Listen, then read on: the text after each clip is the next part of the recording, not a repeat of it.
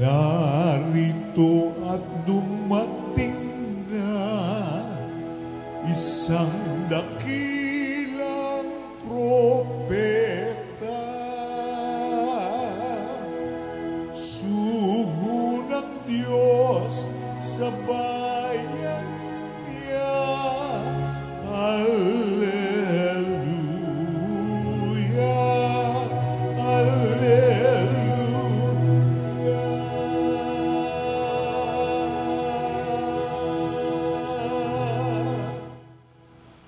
Sumainyo ang Panginoon. At sumaiyo rin. Ang mabuting balita ng Panginoon ayon kay San Lucas. Papuri sa iyo, Panginoon. Noong panahong iyon, nagpunta sa Jesus sa Capernaum, Galilea. Nagturo siya sa mga tao ng araw ng pamamahinga at nagtaka sila sa kanyang pagtuturo, sapagkat may kapangyarihan kung siya'y magsalita. Naroon sa sinagoga ang isang lalaking inaalihan ng demonyo o isang masamang espiritu. Sumigaw siya ng malakas, "Ano ang pakialam mo sa amin, Jesus na taga Nazaret? Naparito ka ba upang puksain kami? Alam ko kung sino ka, ikaw ang banal ng Diyos." Subalit pinagwikaan siya ni Jesus, "Tumahimik ka, lumayas ka sa taong iyan." At sa harapan ng lahat, ang tao'y inilugmok ng demonyo at iniwan ng hindi man lamang sinaktan. Nang gilalas silang lahat at nagsabi sa isa't isa, "Anong uri ng pangungusap ito? Makapangyarihan at mabisa." Pinalalayas niya ang masasamang espiritu at sumusunod naman sila. At kumalat ang balita tungkol kay Jesus sa buong lupaing iyon. Ang mabuting balita ng Panginoon. Pinupuri ka namin, Panginoong Heso Kristo. Isang magandang umaga po sa inyong lahat. Ngayon po ay Martes ng ika-22 linggo sa karaniwang panahon at ating pong ginugunita ang kapistahan ng dakilang Papa San Gregorio.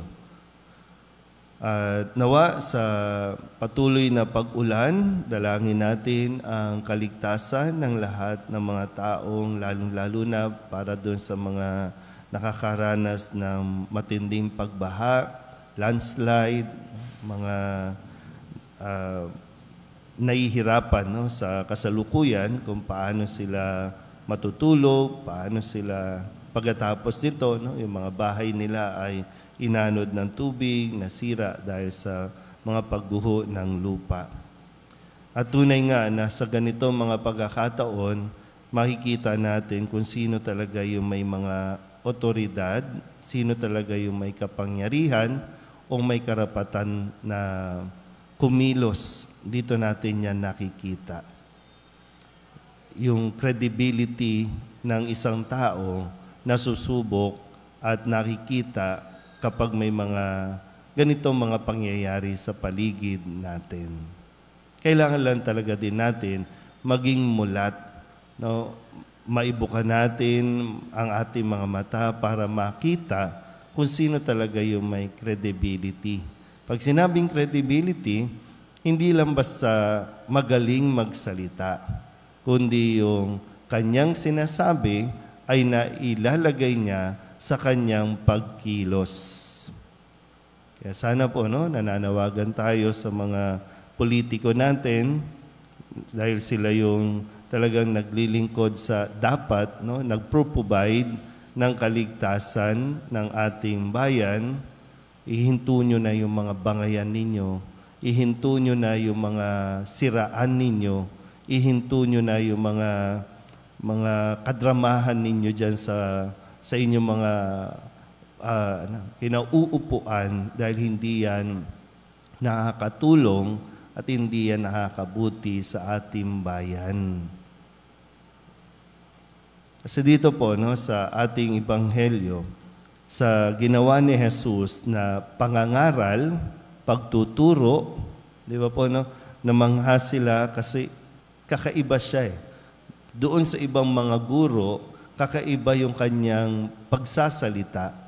Kasi totoo naman po, no, yung pagsasalita na totoo, pagsasalita na bukal sa kanyang damdamin at hindi nagsasalita para lamang magpa-impress.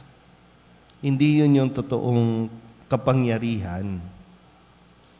At hindi yun yung talagang, di ba, dati nagtutulungan na para lang manalo, ngayon nagsisiraan. Wala.